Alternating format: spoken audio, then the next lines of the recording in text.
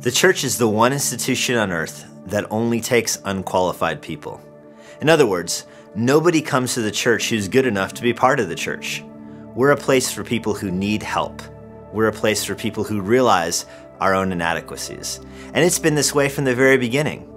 When Jesus Christ came to earth, he chose a group of men that would be what the Bible calls the foundations of the church. These men were the ones who were uniquely gifted by God to establish the church and to take the gospel to the corners of the globe.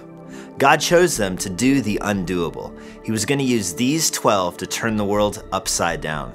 Their news would overthrow kingdoms, change the social order, and launch the most powerful social institution the world had ever known. So who did Jesus choose for this task? What were the requirements? Did he find the best and the brightest? Did he choose politicians, religious leaders, social movers and shakers?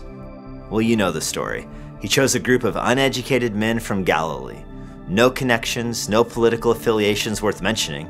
They were workers, they were husbands, they were fathers, and they were from the rural and isolated parts of Israel. The only thing they really had in common with each other was that they were, well, ordinary. In his book, 12 Ordinary Men, John MacArthur explains what was behind their selection.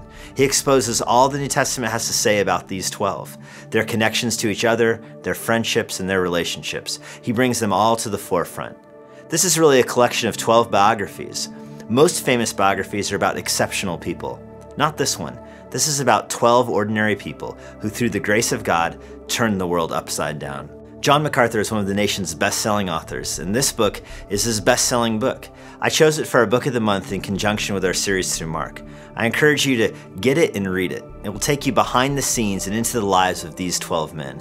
By connecting the dots between all four Gospels, it is really a systematic study of the 12 apostles. I read it and I was surprised by two things. First, I was surprised by how much the New Testament actually does have to say about the 12. And second, I was surprised by just how ordinary they were.